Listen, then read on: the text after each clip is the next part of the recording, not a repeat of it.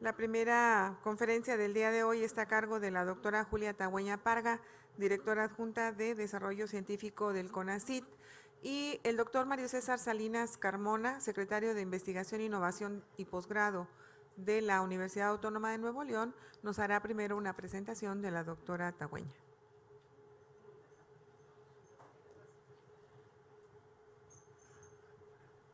Muy bien, pues muy buenos días tengan todos ustedes.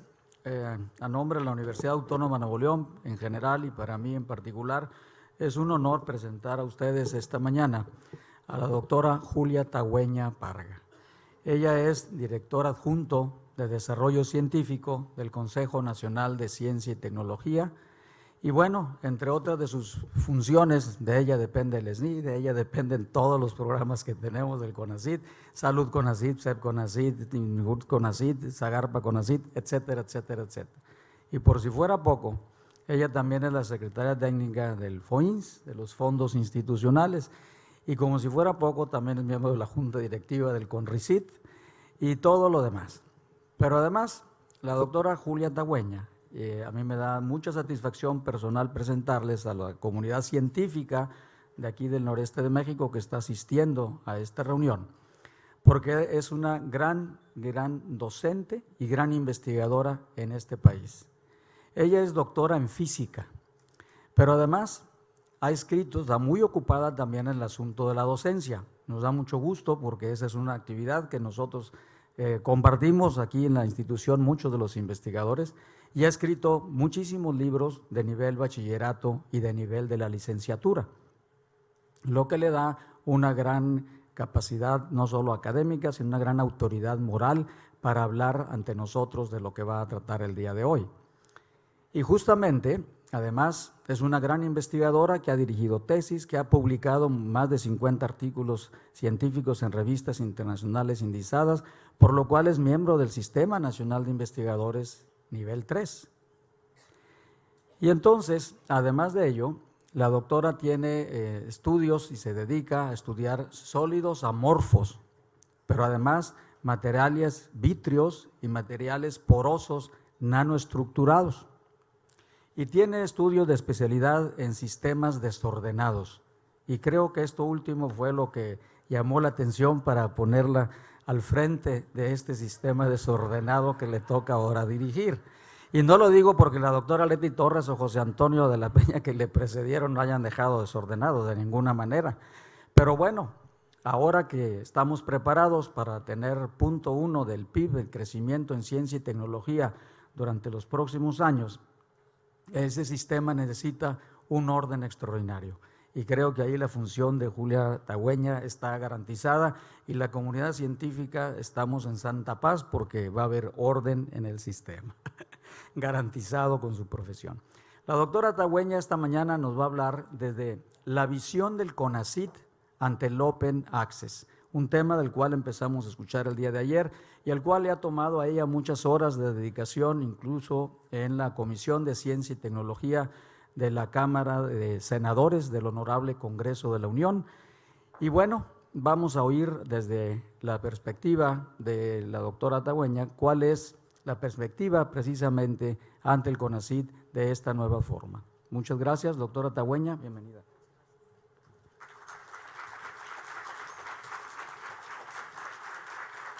Bueno, pues muchísimas gracias por esta linda presentación. Muchas gracias por esta invitación. Es un placer estar aquí en Monterrey con todos ustedes, con nuestras editoriales amigas, con la Universidad Autónoma celebrando los 80 años. Bueno, quisiera empezar por darles una noticia que a lo mejor algunos de ustedes ya escucharon y que es relevante para lo que nos tiene hoy reunidos. Hoy se entregó el Premio Nobel de Física, se definió el Premio Nobel de Física y se le asignó a los dos investigadores, Engels y Higgs, que predijeron la existencia del bosón de Higgs.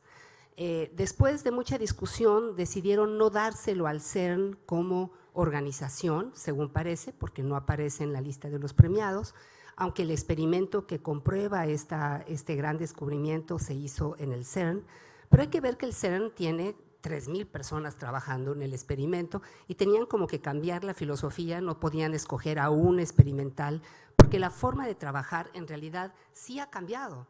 cada vez más se trabaja en equipos grandes. Acuérdense lo que nos dijeron ayer del genoma humano, cómo se hace esto por equipos, que son un ejemplo a seguir porque claramente es por donde debe de ir la humanidad, y en ese sentido CONRICIT es también un ejemplo de consorcio de trabajo en equipo. Comento lo del CERN no solamente porque me da una enorme ilusión el hecho de que haya muchos mexicanos que participan en estos experimentos en el CERN. Hay una comunidad representando a México muy importante en donde se hace este gran descubrimiento de partículas elementales, y hay una gran comunidad de gente que hace partículas elementales en México muy bien. No solamente por eso, sino también por el hecho, lo comento por el hecho de que en el CERN se descubrió el Internet, se inventó el Internet, y no estaríamos aquí reunidos si no existiera el Internet. Entonces, es un ejemplo muy claro de cómo la ciencia básica, bien utilizada, se vuelve un desarrollo innovador y cómo esa innovación cambia radicalmente a la sociedad. Entonces, el CERN tiene dos ejemplos importantes a tener aquí. Uno es el trabajo en equipo, que lo estamos haciendo, y otro es basarse en la ciencia básica para la innovación que cambia a la sociedad. Finalmente, me parece también importante mencionar el hecho de que todo este trabajo unido sirve para hacer buena ciencia. O sea, que no se nos olvide que no estamos aquí discutiendo nada más indicadores y cómo evaluarlo y cómo hacer para que mi artículo cuente. Estamos hablando de hacer ciencia, de generar conocimiento. Y todo esto debe estar al servicio de la generación de conocimiento de calidad. Eso tiene que ser nuestra meta, eso es lo que nos tiene que llevar. Aunque en el camino nos tenemos que poner de acuerdo en indicadores, en evaluaciones, en todo lo que hemos estado discutiendo, que no se nos olvide que el proceso científico requiere de la discusión entre pares, independientemente de cómo se evalúen los artículos. La metodología científica no culmina hasta que los pares revisan lo que has hecho, comprueban si lo que has hecho está bien hecho, y hasta que eso llega a la sociedad y finalmente, ¿por qué no?, a la apropiación empresarial, industrial, es cuando el ciclo termina. Entonces, que no se nos olvide que, aunque aquí discutimos muchos detalles, nuestra meta final es la generación de conocimiento, es el apoyo a la ciencia de calidad, que cada vez más se hace para nuestro orgullo en nuestro país. Entonces, les voy a contar cómo estamos en este tema del acceso a la información y todavía no se puede ver la pantalla, pero no importa, voy a utilizar simplemente mi presentación. Voy a irme a aquellos tiempos en los que no había presentaciones en PowerPoint y la gente sí tenía, cuando no había celulares, cuando teníamos que hacer las cosas de otra manera. Entonces, bueno, lo primero que quiero dar es los antecedentes de esta plática en la que vamos a hablar de cuál es la posición de CONACYT frente al acceso abierto, frente al acceso a la información. Lo primero que quiero mencionar es que, como está muy claro en el Plan Nacional de Desarrollo, hay una estrategia clara del gobierno mexicano de utilizar a la ciencia y la tecnología como palancas del desarrollo social, como la forma de llegar a una sociedad y a una economía sostenible.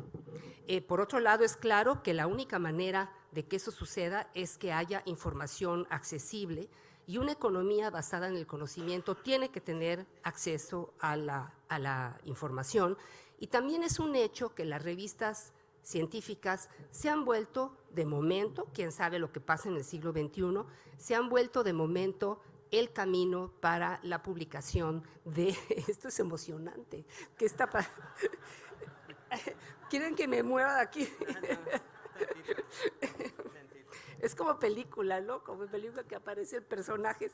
Bueno, y una cosa que también quisiera mencionar… Sí. Ah, ya lo lograron, fantástico. Bien, bravo. Bueno, muy bien. El éxito de la tecnología y la innovación finalmente nos ha alcanzado. Entonces, estaba dándoles algunas consideraciones iniciales y estaba mencionando también cómo es importante las revistas de científicas arbitradas, pero sin duda también es importante los bancos de datos. Por ejemplo, estoy pensando en las cosas que publica Conavio, que son estudios que no son realmente artículos de investigación, pero son datos que son fundamentales. Ciertamente lo que estamos viviendo es un cambio que viene de la revolución digital. Son los formatos digitales los que realmente han cambiado nuestra forma de publicación, y el número de revistas, como lo pongo ahí, se ha incrementado exponencialmente a partir de los años 80.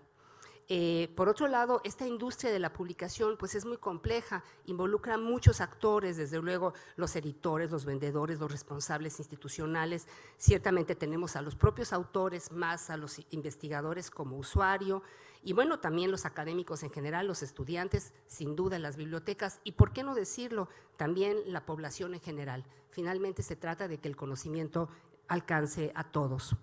En general, esta producción, esta generación de conocimiento se da en instituciones de educación superior y en general también son apoyadas siempre por recursos públicos, y eso le da le da una importancia especial de comunicación a la sociedad, puesto que viene de dinero generado por la propia sociedad.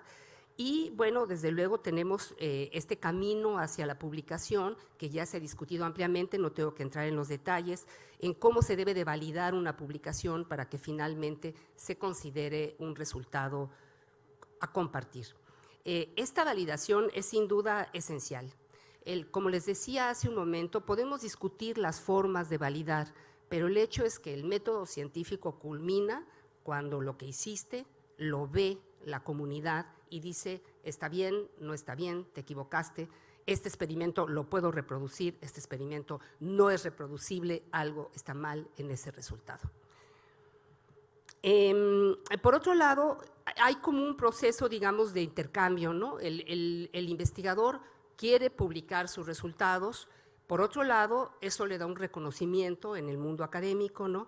Y está todo el tema del copyright, ¿no? Si yo cedo el copyright a una revista, la revista mantiene el copyright, es todo un tema, el tema del derecho de autor, que en realidad está legislado, hay legislación para el derecho de autor. Y bueno, lo que ha sucedido en países como el nuestro es que como la mayoría de la generación del conocimiento se ha dado en países desarrollados, pues nos hemos vuelto de alguna manera usuarios de las compañías editoriales que han surgido en estos países desarrollados y que se han vuelto realmente una industria, ¿no? La industria, digamos, ahí lo pongo, la industria editorial científica. Entonces, bueno, como ustedes han escuchado aquí, la compra en consorcio tiene grandes ventajas frente a esa industria, porque al ponernos todos de acuerdo y comprar todos juntos, pues podemos negociar diferente con las editoriales, y eso es lo que ha estado haciendo con RICIT. Pero hay otro camino que también quiero mencionar aquí, que se trata del acceso abierto, o sea, cómo es que podemos tener un camino diferente.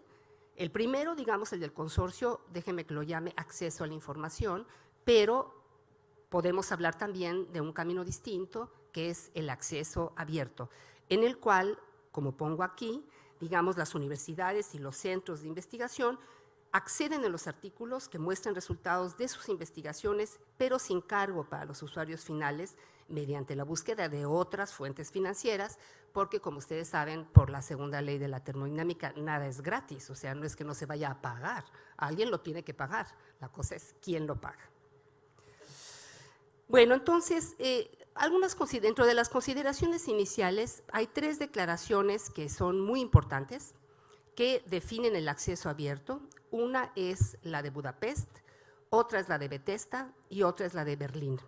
Y en este momento voy a ir por mis lentes.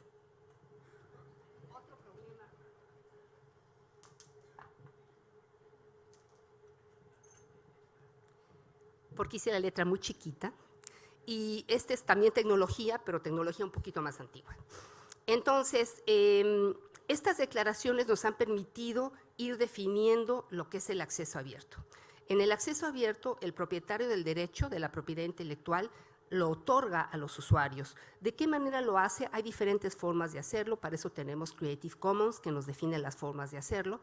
Pero una cosa importante que quiero resaltar es que una versión completa de la obra y de estos materiales se deposita en un depositorio, en alguna institución académica o cualquier otra institución. Entonces, en el acceso abierto, el autor cede sus derechos al usuario, a la sociedad, y deposita su trabajo en línea en un cierto repositorio.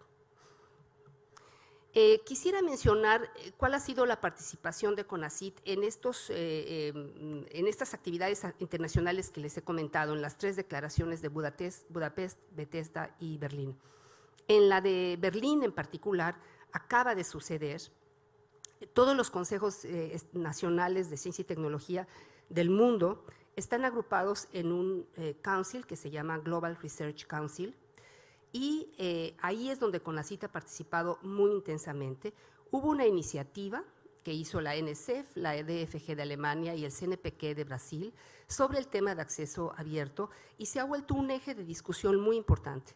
De hecho, en octubre de 2012, CONACYT y el Consejo de Investigación de Ciencias Naturales e Ingeniería de Canadá, ENSERC, organizaron en Playa del Carmen la Reunión de las Américas y dedicaron todo un día a hablar de acceso abierto. Como observadores vinieron Alemania y Japón, y todas estas reuniones que se han hecho alrededor de acceso abierto tienen como un steering committee en el cual forma parte CONACYT. Y todo esto culmina en Alemania, en Berlín, en 2013, donde el Global Research Council, con la firma de CONACYT, manifiesta su voluntad de apoyar el acceso abierto. Evidentemente, esta firma no te da una obligación específica, pero manifiesta la posición de CONACYT frente al acceso abierto. Entonces, ¿qué es lo que pasa en el acceso abierto? Pues un investigador puede depositar su obra en 3 lugares diferentes, por ejemplo, puede ser una web personal o en un repositorio institucional, que es el que sentimos que es el que nos toca impulsar desde CONACYT, o en un repositorio temático. Estas versiones se pueden depositar tanto preprints como postprints, documentos que ya han sido publicados. ¿Cuál es el camino entonces para el acceso abierto? Bueno, pues tiene que haber Internet, por eso les digo que mencionar al CERN al principio de esta reunión pues es relevante, porque si allí se encontró el Internet, pues es la clave de lo que nos está aquí por lo que estamos aquí reunidos. Tiene que haber un consentimiento del autor o del titular de copyright, y ciertamente el acceso abierto, como ya les dije hace un rato, no es gratuito, hay que ver cómo se puede cubrir. Hay 2 caminos para hacer el acceso abierto. Uno es la llamada ruta verde. La ruta verde se refiere al autoarchivo, ¿no?, por parte de los repositorios de los que he estado hablando, donde los autores depositan una copia digital de sus trabajos en los repositorios. Estos repositorios, de alguna manera, maximizan la difusión, ¿no?, y el impacto de los trabajos científicos, y también sirven para cuidar el patrimonio de una región, de una institución, de un cierto país. La ruta dorada es otro camino para el acceso abierto, y ahí hay diferentes modelos, ¿no? Ahí, por ejemplo, se le puede pagar a una institución, a una editorial, para que la gente tenga acceso abierto. Es lo que estamos haciendo en CONRICIT. Estamos pagando para que nuestros estudiantes y nuestros investigadores, finalmente para ellos se vuelve un acceso abierto esas revistas.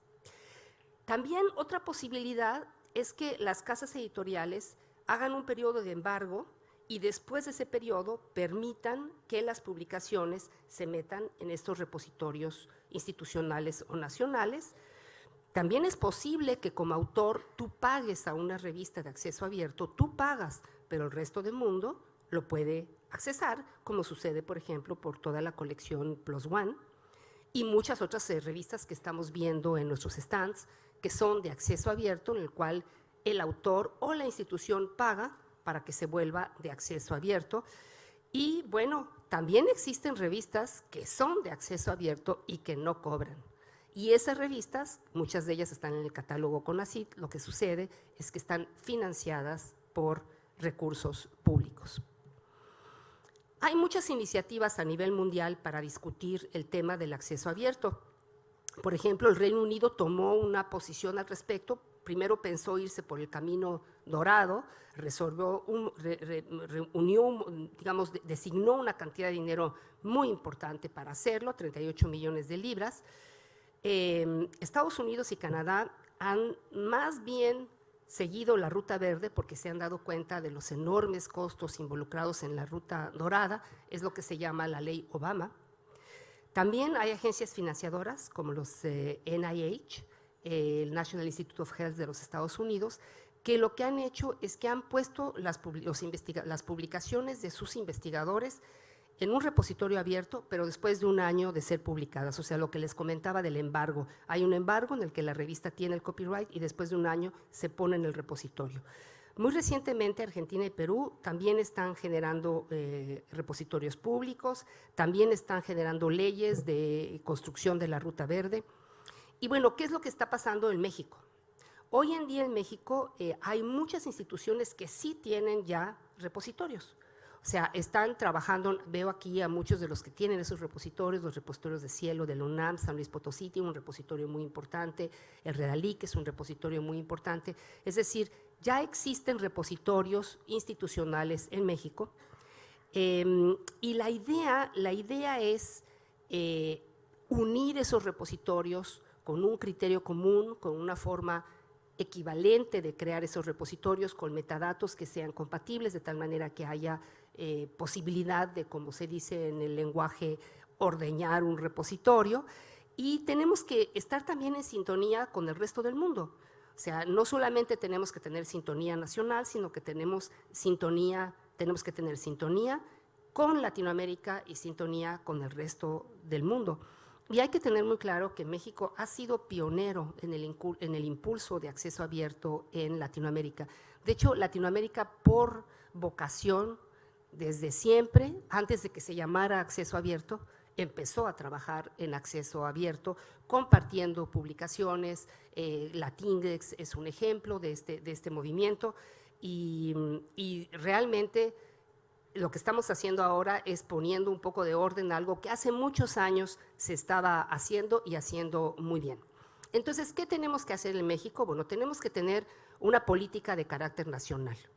Y esa política de carácter nacional le toca a CONACYT darla. Simplemente para ponernos de acuerdo tiene que haber una posición nacional y esa posición frente a los repositorios la tiene que dar CONACYT.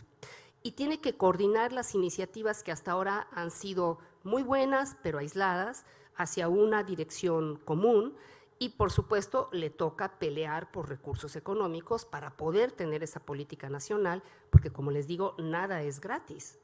Está bien que luego la sociedad tenga acceso a la información, pero construir los repositorios, pues evidentemente implica un monto, y también es importante que haya una ley que regule todo esto. Pero la ley tiene que ser una ley que escuche la opinión de la comunidad. No puede ser una ley que simplemente se escriba en las cámaras, sino que tiene que ser una ley que realmente reciba la retroalimentación de lo que todos ustedes piensan al respecto, de lo que piensan los académicos al respecto. En el tema de la Ruta Dorada, lo que ha hecho CONACYT son dos acciones. Una es que está fortaleciendo las publicaciones del índice de revistas mexicanas del catálogo, las está fortaleciendo con fondos para que tengan un formato digital. Sé que aquí hay representantes de esas revistas, ya saben de lo que les estoy hablando. Desde hace mucho tiempo CONACYT apoya la edición de revistas del catálogo CONACYT. En este momento la idea es llevarlas hacia la visibilidad que da el mundo digital. La otra cosa que está haciendo CONACYT en la Ruta Dorada, pues es justamente la organización de este evento y CONRICYT, porque es en el CONRICYT donde se consigue que el conocimiento universal sea del dominio de las universidades que son parte del sistema, y son universidades que cada vez son mayores, en mayor número. Y bueno, aquí ya lo dijimos ayer, pero yo quiero repetir que esta labor tan importante de CONACYT, tanto en el catálogo como en CONRICYT, se ha estado llevando a lo largo de muchos años. Estas cosas no pasan nada más. Ayer hicimos un homenaje a José Antonio de la Peña por ser el iniciador de este gran programa. Hoy tenemos en el auditorio a Leti Torres, que fue la que consolidó este programa en su época en la dirección.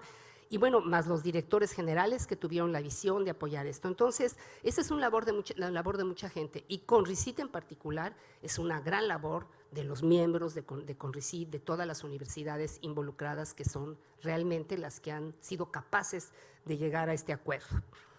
Aquí tienen la cobertura de CONRICIT de 2011 a 2013. Ahí pueden ver, en amarillo está el 2011, en verde está el 2012 y en azul el 2013. Ustedes pueden ver cómo han ido aumentando el número de revistas a las que tenemos acceso, cómo han aumentado el número de números. Por ejemplo, en 2010 pues no teníamos Nature, lo tenemos a partir de 2012, en fin, han ido creciendo el número de revistas y cada vez van creciendo más. De hecho, el año que viene entra todos los institutos nacionales de salud con las revistas médicas que les interesan y que faltan todavía en la cobertura de CONRICIT. Por supuesto, todavía nos falta, porque nosotros tenemos 7,045 títulos y los brasileños tienen 33,000. Claro, ellos empezaron antes que nosotros y además empezaron con una decisión que nosotros empezamos a tener ahora muy claramente y bueno, ya los alcanzaremos, ¿no? Y finalmente lo que importa es que tengamos títulos que realmente le interesen a la comunidad. Tampoco se trata de tener números, se trata de realmente cubrir lo que a la gente le hace falta. Y CONRICIT se ha ocupado de hacer una estadística para ver exactamente cuáles son las revistas que más impactan, las revistas más importantes para nuestros investigadores, nuestros posgrados, nuestros estudiantes. Entonces, eso es lo que estamos haciendo en la ruta dorada. ¿Qué estamos haciendo en la ruta verde? En la ruta verde, CONACYT acaba de firmar con la referencia.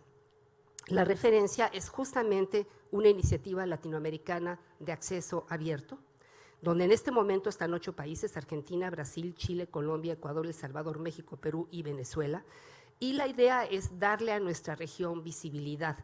¿Se acuerdan en alguna de las encuestas que vimos el día de ayer? Latinoamérica como un todo, pesamos mucho en el mundo y así tenemos que vernos. Finalmente somos países afines, países hermanos y tenemos que ponernos de acuerdo de la misma manera que el CERN se puso de acuerdo para unir a la Comunidad Europea y luego invitó a todos los demás países. Así le toca a Latinoamérica, unirse y hacer grandes proyectos. La iniciativa de los repositorios nacionales está justamente unida a la referencia, porque es ahí donde se van, la referencia está dando la pauta de cómo tenemos que hacer el repositorio y no hay que olvidar que gran parte del problema de los repositorios es garantizar la calidad, porque luego la gente se confunde, piensa que acceso abierto es que todo se puede subir y punto, ¿no? Ya se imaginan subiendo su diario personal, no se trata de eso, se trata de que realmente tiene que haber un control de calidad. Y también hay que tener muy en cuenta que siempre tiene que haber respeto por la confidencialidad, porque también la gente se asusta, ¿no? Pero es que esto que yo hice es confidencial y tienen razón, no lo deben de poner en acceso abierto.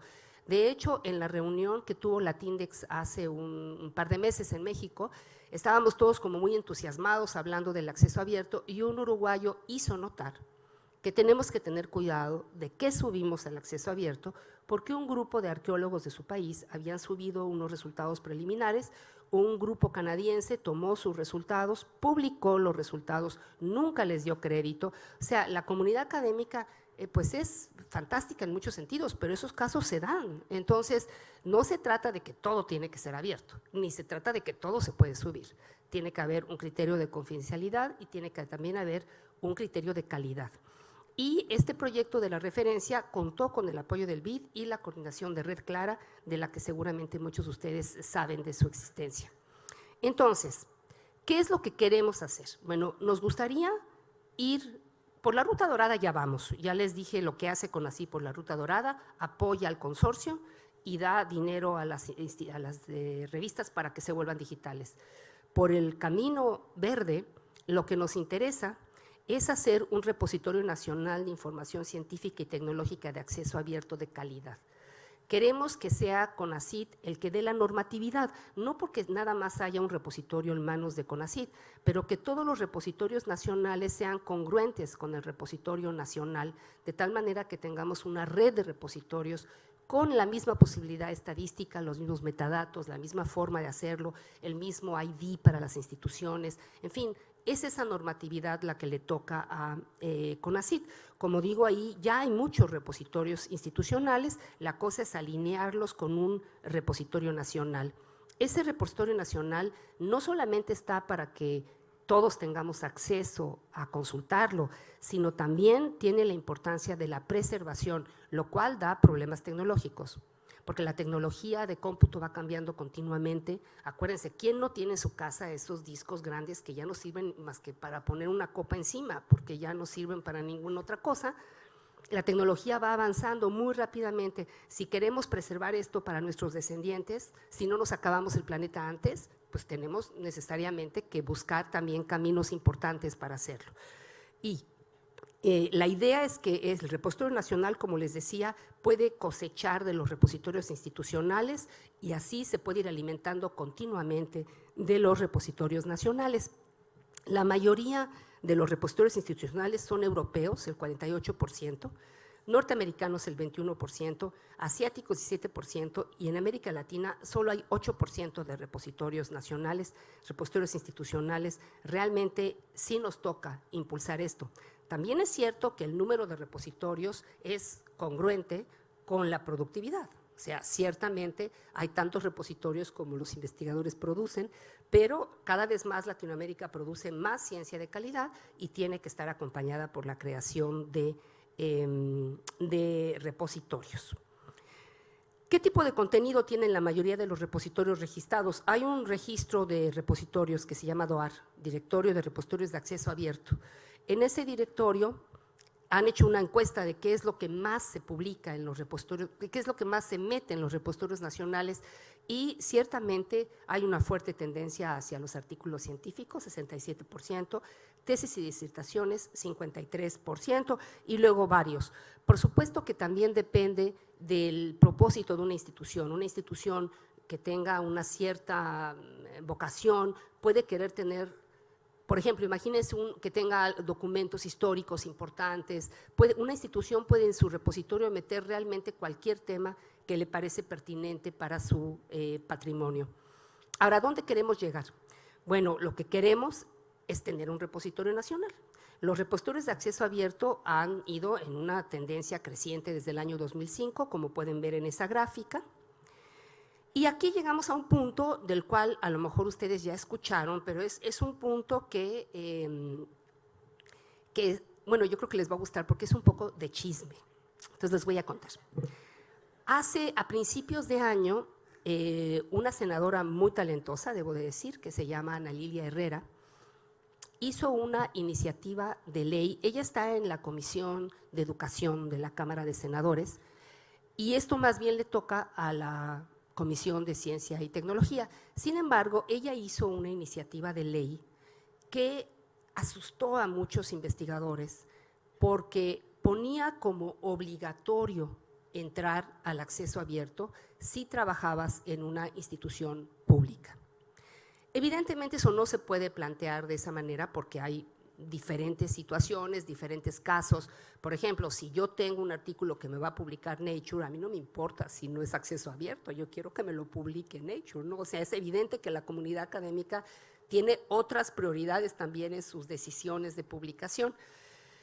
La senadora fue muy sensible a la opinión de la comunidad, escuchó las opiniones, vino y habló con CONACYT. CONACYT manifestó su gran interés en el acceso abierto, pero yendo por un camino, pues, digamos, planeado, bien pensado y sobre todo por un camino unificador. No queremos tener un tema que nos divida, queremos tener un tema que nos una, que todos digan, sí, qué maravilla, tenemos un repositorio nacional y los que podamos vamos a participar de este repositorio nacional, vamos a tener organizado el acceso abierto en este país y, ¿por qué no? Vamos a tener asegurada la vida de CONRICYT, vamos a asegurar que el consorcio debe tener un apoyo y debe de cubrir a todas las instituciones de educación superior de nuestro país. Entonces ella retiró la ley. Lo pongo, ahí se ve el documento donde lo retira, porque curiosamente como en México pasan las cosas luego un poco retrasadas, Hace poco me llegó un mensaje muy asustado de alguien que acababa de leer la ley, porque por supuesto la ley se lee en una parte y el que retiraron la ley está en otro link, ¿no? Entonces, bueno, nada más para que ustedes sepan, esa primera versión se retiró. Eso no quiere decir que no se esté buscando una ley de acceso abierto, se está buscando una ley de acceso abierto. Entonces, lo que hizo la senadora me parece que fue muy bueno y la verdad es que ojalá y así es como interactuemos con las cámaras continuamente. Lo que ella hizo fue abrir un blog con CONACYT, o sea, llegamos a un acuerdo de hacerlo conjuntamente la Cámara de Senadores y CONACYT. Se abrió un blog en donde la comunidad podía expresar su opinión libremente. Toda la información sobre acceso abierto, si ustedes verifican en este blog, la encontrarán. Por ahí puse la dirección, ahorita les enseño, la dirección es esta, es legislandoatufavor.com.mx. En ese blog está todas las declaraciones que les conté, todos los intentos de leyes de los países, lo que han estado hablando en diferentes foros sobre el tema. Tienen ahí toda la información sobre acceso abierto que quieran leer.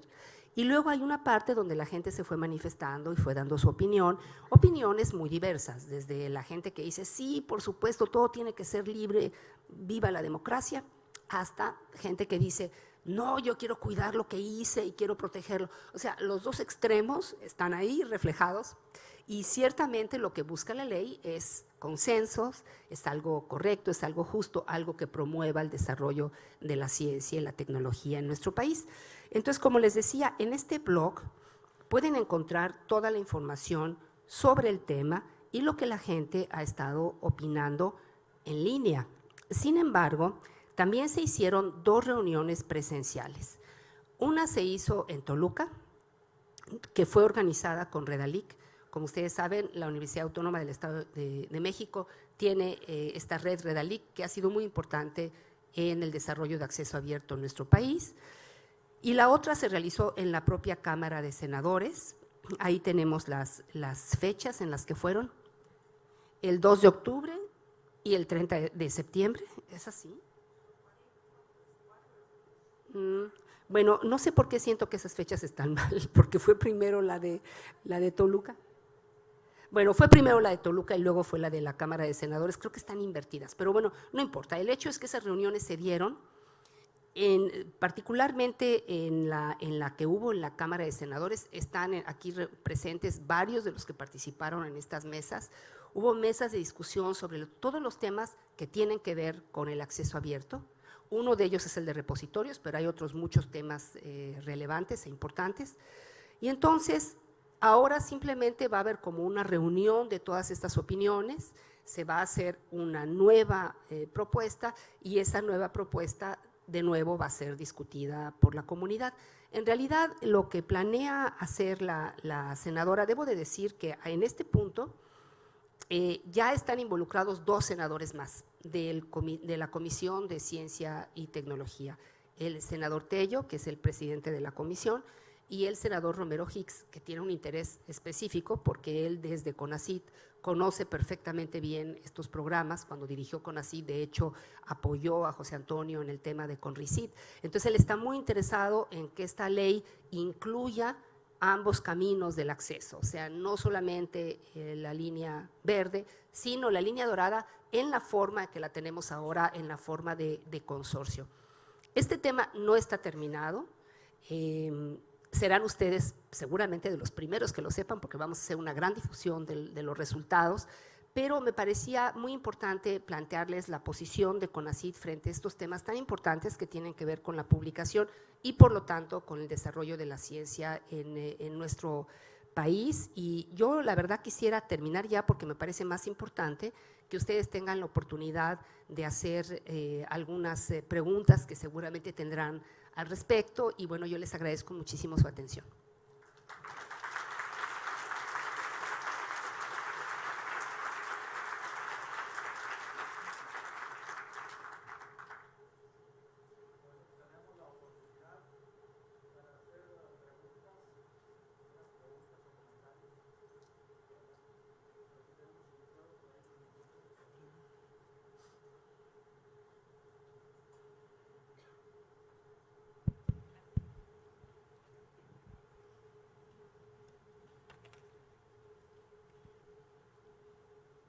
Buenos días, soy Heidi Arreola de la Universidad Autónoma de Coahuila y he seguido con particular interés este movimiento del acceso abierto y la creación y constitución de repositorios a partir del grupo que está trabajando de bibliotecas.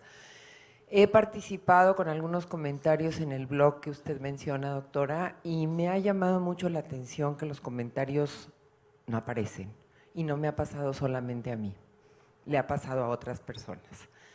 Creo que es un punto neurálgico en el desarrollo científico, académico y cultural del país, porque tiene que ver también con procesos democráticos y con procesos de transparencia. Entonces creo que es ahí donde la cosa se está diluyendo, atorando, no avanza, y bueno, le quisiera yo preguntar cuál es su opinión al respecto. Bueno, a mí me sorprende lo que dices porque yo he estado leyendo los comentarios del blog, nadie me los ha pasado, los he leído directamente. No sé en qué momento sucede lo que me comentas, de verdad te lo digo, yo he estado, cada cierto tiempo entraba a la página, leía los comentarios, por eso hice el comentario de que encontraba cosas muy variadas. Ciertamente hubo problemas, háganse cuenta como en la entrada de aquí que no funcionaba, que tal, hubo problemas con la subida de la página, hubo un momento en el que no estaba completamente activa, pero yo te aseguro que no hay ningún secreto en los, es más, si tú nos das tu dato, te lo damos con muchísimo gusto, te puedo poner en contacto con la gente que lleva la página. De hecho, Margarita Ontiveros, quiero, no sé dónde anda, por aquí está, quiero de hecho agradecerle porque ha sido, por parte de CONACYT, ha sido Margarita Ontiveros la que ha organizado todas estas reuniones y te puedo asegurar que es totalmente transparente. Si no podemos ser transparentes en el tema de las revistas científicas, ¿en qué podemos ser transparentes en este país? No hemos estado intentando ocultar absolutamente ninguna información. Con mucho gusto te puede dar Margarita la información, te la puede enviar. Es posible que ahora no estén porque de alguna manera el blog se cerró para una nueva etapa, pero te los podemos hacer llegar, pero absolutamente sin ningún problema. Creo que tenemos que buscar temas que nos unan. Y ciertamente la publicación científica, para empezar, a la mayoría de los políticos ni les interesa realmente discutir eso demasiado, les interesa los resultados que tengamos, ¿no? Y nosotros sabemos que la información es necesaria para poder tener buenos resultados. Entonces, te puedo asegurar que ha habido cero secrecía. Con mucho gusto te damos la información. Yo he revisado las entradas en la página, lo he visto varias veces. Entonces, bueno, puede haber sido una mala suerte y también hay que reconocer que pues tenemos esta cosa de la idea de la sospecha, ¿no? Como que siempre pensamos que algo debe de estar, pero yo te puedo asegurar que esto ha sido muy transparente. La senadora presentó una ley que encontró con muchos comentarios y entonces la retira y la idea es llegar a una ley que satisfaga a todos. De hecho, déjame que te comente que lo que hemos pensado que sería más fácil de hacer es hacer algo muy paulatino. No queremos como de cabeza meternos en una propuesta, sino que queremos ir viendo y construyendo cosas que nos sean útiles. Hemos visto que donde hay verdadera unión de opinión es en la creación de un repositorio nacional. En realidad nadie se opone a eso, por diversos motivos, todo el mundo está de acuerdo en que exista un repositorio y que haya una negociación con las editoriales para que la obra de los mexicanos tengan un periodo de embargo y al final de ese periodo de embargo entren al repositorio nacional.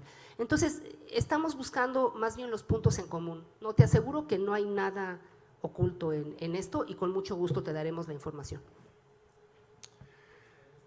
Buenos días, el doctor Jesús Alveano de la Facultad de Medicina, Universidad Michoacana de San Nicolás de Hidalgo.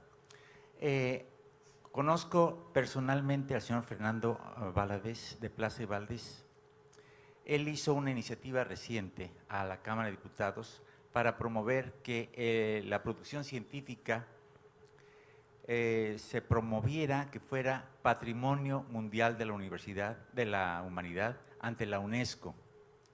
La iniciativa esta pasó a los aspectos jurídicos y se consideró que el aspecto de derechos de autor impedía que se hiciera esta iniciativa. El señor Valadez piensa que esa es una forma alternativa de que la producción científica pueda ser de utilidad no solo para cada país, sino para todo el mundo. ¿Qué opinión le merece esta idea? Bueno, la verdad no conozco esta propuesta. Me interesará mucho si nos la haces llegar para que le echemos un ojo. Yo pienso que estas leyes tienen que ser compatibles con los derechos de autor. De hecho, hay un problema de legislación ahí que tiene que ser cuidado, y en una de las mesas de la reunión en la Cámara justamente se discutió esto, la parte jurídica, porque como sabes una ley no debe de contravenir otra, ¿no? Entonces hay detalles jurídicos que no están totalmente afinados y me encantaría conocer esa propuesta que la desconozco. Buenos días. Néstor Ramírez, de Universidad de Montemorelos. Ay, no lo veo, ¿dónde está? Ah, sí, ya. Ok, gracias. La Red Mexicana de Repositorios Institucionales, que es un proyecto de CUDI, ¿qué opinión le merece en el sentido de por qué ahora un proyecto de repositorios nacionales? ¿Cuál sería la diferencia con este esfuerzo que está haciendo el CUDI? ¿De repente no serían dos proyectos muy similares? ¿Duplicidad en esos esfuerzos? No, CUDI es parte de nuestra propuesta. De Exactamente, hecho, ese dinero con el que CUDI hace ese esfuerzo lo da CONACYT. O sea, hay muchos esfuerzos de diferentes grupos. La idea de CONACYT no es duplicar, es organizar, es poner todo junto. Todo esto que me supongo que te refieres a Remeri, sí. Remeri es dinero CONACYT, es un encargo de CONACYT. O sea, okay. CONACYT encarga el proyecto Remeri porque quiere hacer un ejercicio que sea compatible con la referencia.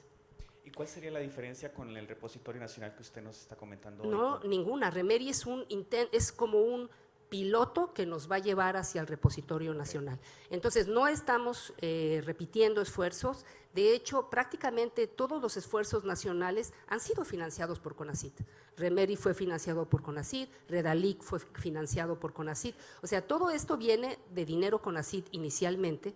Lo que queremos ahora es además ponerle una organización que nos una, de ninguna manera que nos divida, reconociendo el trabajo de cada quien y simplemente buscando una normatividad. Lo que tiene que poner CONACYT es una normatividad común.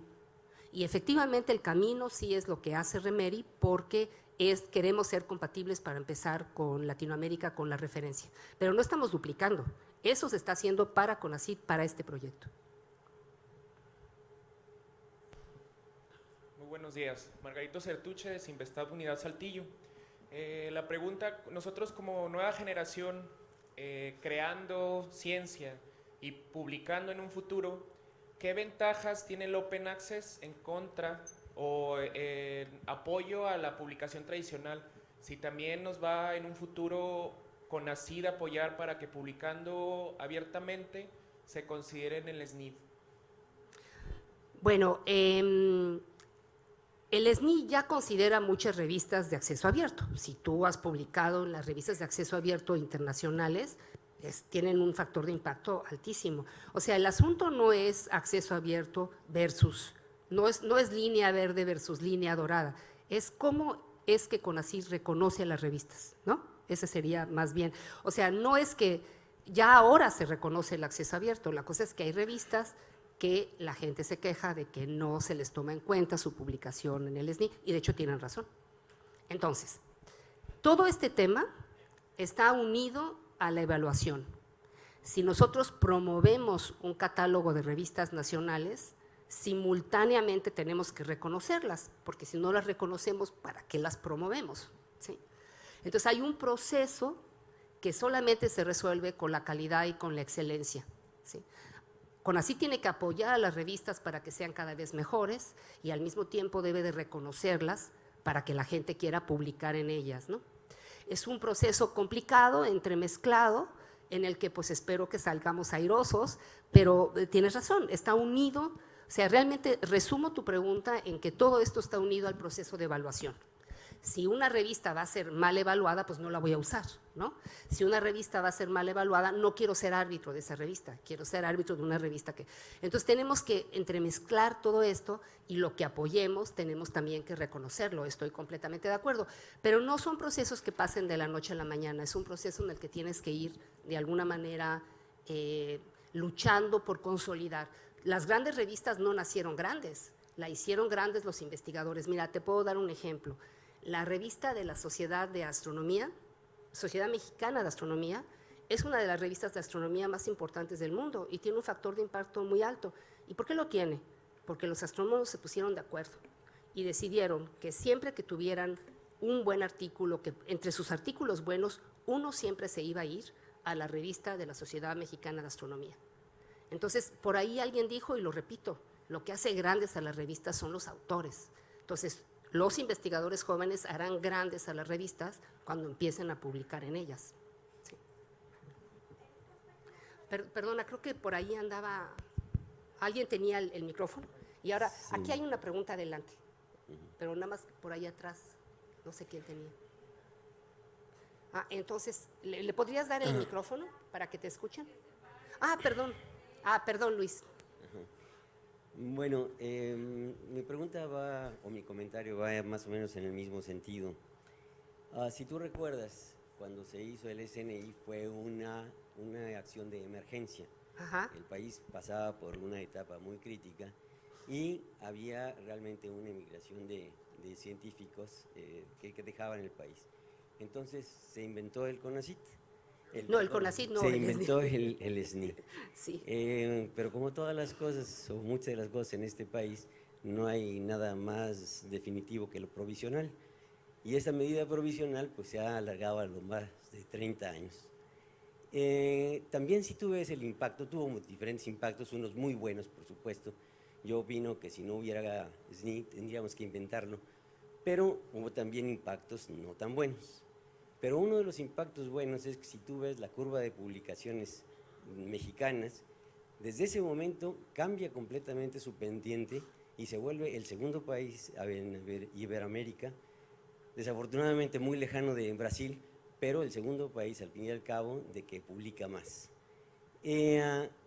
La métrica que se ha utilizado hasta ahorita pues ha sido esencialmente la publicación en revistas indexadas y ahora con medida de alto impacto.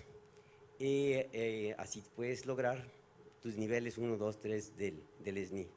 Pero por otro lado, se ha convertido en la forma de duplicar prácticamente, si no es que más, el salario que un investigador en una universidad devenga. ¿Sí?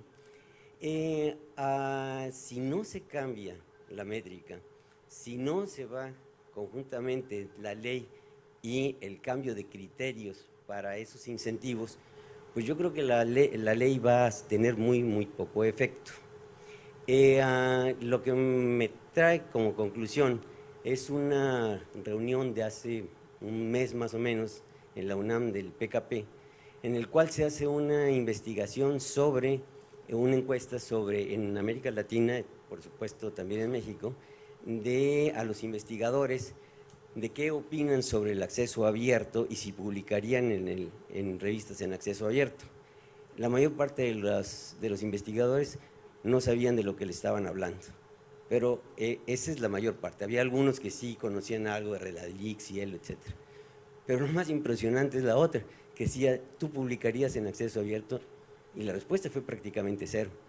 Yo creo que tú que seguramente eres sensible, no solamente por tu formación, sino lo que por en suerte tienes ahora como funcionaria y tienes las dos cosas, va a ser muy difícil de remontar.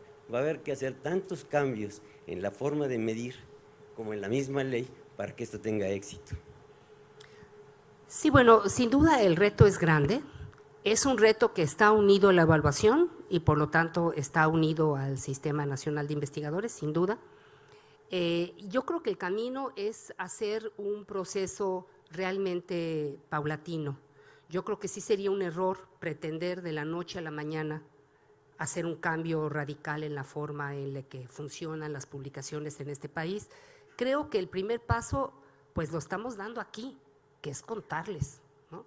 Explicarles en dónde estamos, a qué se llama acceso abierto, qué es la línea dorada, qué es la línea verde. Yo sé que esta es una población conocedora de estos temas. La idea es repetir esto en otras comunidades que no conocen de esto. O sea, hace falta comunicar el tema. Ese fue el motivo de las reuniones presenciales que se hicieron en la Cámara, y la idea de ninguna manera es apresurarse, es lanzarse a una ley que nada más levante opiniones encontradas, o peor aún, que no sirva de nada, porque ¿para qué hacemos una ley que luego ni siquiera la vamos a utilizar, ¿no? Entonces, los retos son grandes, el camino tiene que ser cauto, ciertamente está unido al tema de la evaluación, pero creo que lo que sí nos une, y creo que en lo que podríamos estar todos de acuerdo, es en tener un repositorio nacional voluntario, donde pondrían materiales los que quisieran ponerlo y los que pasaran por criterios de selección, que nos uniera en esta línea latinoamericana de tener repositorios latinoamericanos. Yo creo que ahí no hay ninguna duda, estaríamos todos de acuerdo, no entra en lo absoluto en tu forma de publicación, no te afecta en lo absoluto tu vida, simplemente participas en el patrimonio del pueblo de México y tienes un lugar donde el pueblo de México puede consultar lo que has hecho. Porque si bien yo he hablado aquí nada más de la parte de investigación, hay una parte de apropiación social del conocimiento que también es nuestra obligación. En esta reunión que hubo en la Cámara de Senadores estuvo presente el doctor Sarucán, que dirige Conavio, y todo su interés es que estos repositorios le den al pueblo de México la posibilidad de accesar la biodiversidad, de conocer la biodiversidad de nuestro país. Ya Conavio lo hace a través de su página, pero quiere que los bancos de información sean tomados por la sociedad. O sea, no estamos hablando nada más de los investigadores. Un repositorio nacional es un cambio social, no es nada más las comunidades estudiantiles y académicas, es un cambio de la sociedad. Si la sociedad sabe que ahí está todo lo que los mexicanos escriben y producen, eso necesariamente afecta a la cultura científica de la sociedad. Yo creo que en ese punto es muy fácil ponernos de acuerdo. Más allá de eso, cómo vamos a evaluar las revistas del catálogo, eso tiene su discusión. Y lo que también es cierto es que la parte de que todo fuera abierto es absurda, nadie lo pretende. Todo esto tiene que tener una parte voluntaria. Tenemos tiempo para una última pregunta. A ver, una última pregunta, a ver. ¿Tú? Aquí adelante, ¿no? Sí. Ahí atrás.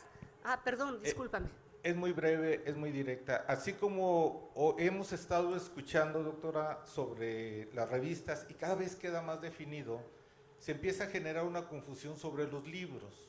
Ajá. En las evaluaciones, en los dictámenes, a veces la comisión, en lugar de decir su publicación no es completa, su producción no es completa, señala: debiera usted de publicar, o se le recomienda publicar en casas editoriales de reconocido prestigio. Ajá.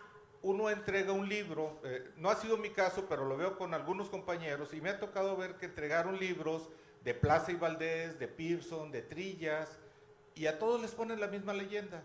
Entonces lo que se lee es, bueno, entonces Trillas, Pearson, Plaza y Valdés, Miguel Ángel Porrúa, no es una casa editorial de reconocido prestigio. Empieza a haber una confusión en el tratar de orillar, en el aconsejar, porque normalmente esas leyendas, que es lo que les señalo, la leyenda es mantente publicando en casas de reconocido prestigio, pero no dice eso.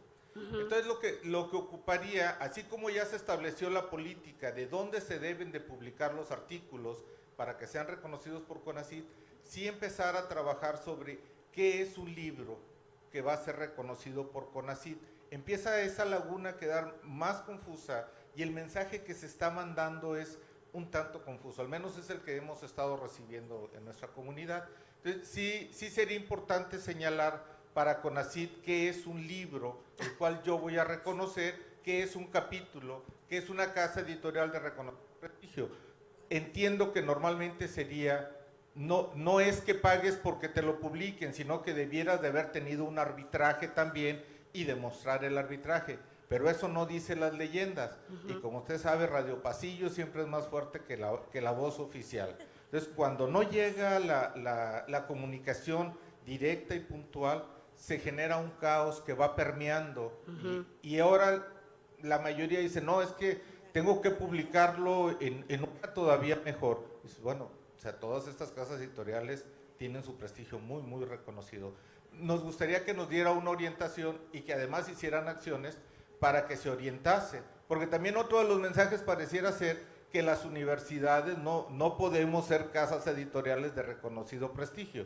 O sea, nosotros podemos generar el conocimiento, pero si una casa comercial no es quien publica nuestro trabajo, entonces no somos de reconocido prestigio. Eso es solo lo que se percibe, no es la realidad, pero sí nos gustaría que se empezaran a establecer los lineamientos hacia los libros y hacia dónde vamos a ir, porque este sistema abierto ya se está yendo hacia los libros y se va a generar un caos alrededor. Muchas gracias. Bueno, tomo la nota de lo que me dices porque no es directamente relacionado con el tema de la plática, pero me parece, lo he escuchado ya en otros foros, que tenemos que ser como más específicos en las reglas de alguna manera, aunque están publicadas en la página, sí se prestan a muchas confusiones. Y también muchas veces el enunciado que ponen los evaluadores, que créanme que lo ponen los evaluadores, no lo pone CONACYT, no es suficientemente claro y genera confusión. La evaluación es siempre un problema, sin ninguna duda. Pero lo que sí tiene que ver con el tema de la plática, tomo tu comentario, no creas que no lo tomo y si quieres luego lo hablamos un poco más, pero lo que sí tiene que ver con la plática en este momento es cómo entran los libros a los repositorios. Efectivamente ese es un tema a discutir, cómo entran las tesis, cómo entran los libros, ¿no? O sea, ese también, porque yo he hablado principalmente de las revistas y sabemos que hay ciertas disciplinas donde la publicación de un libro es más importante que una revista. Entonces, el tema de libros y tesis es también un tema a discutir en cómo se tienen que hacer los repositorios nacionales. Y el tema de la información y la comunicación, pues sí, hay muchas leyendas negras que no son correctas, pero pues sí, es muy poderoso escucharlas y creo que le toca a CONACYT aclarar algunos puntos. A ver, la última pregunta, ahora sí, con esta cerramos esta plática. Buenos días, mi nombre es Sara Angélica Pérez. Mi pregunta es la siguiente, hablando de lo del Open Access, tenemos nosotros las revistas, que son las primeras que se van para publicación.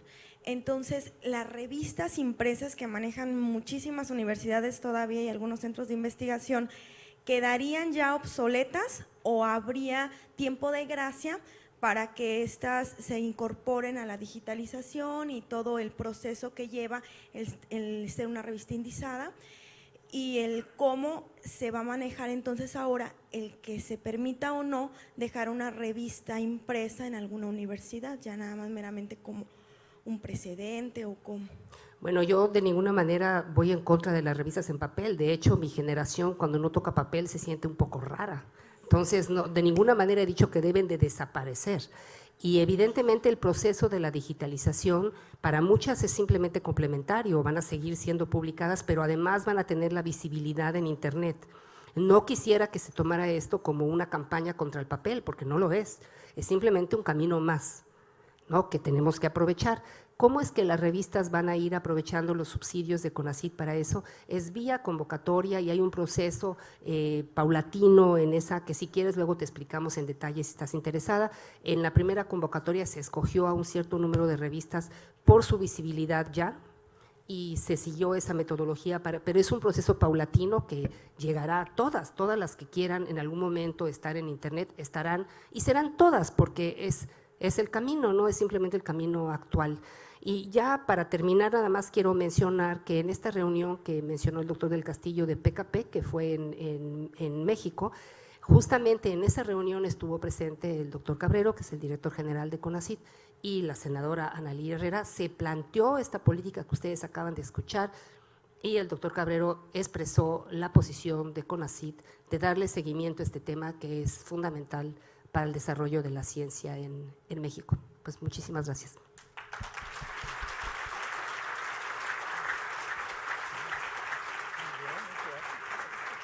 Muy bien, el comité organizador del CONRICIT le entrega este diploma como testimonio de la participación brillante de la doctora Julia Tagüeña esta mañana.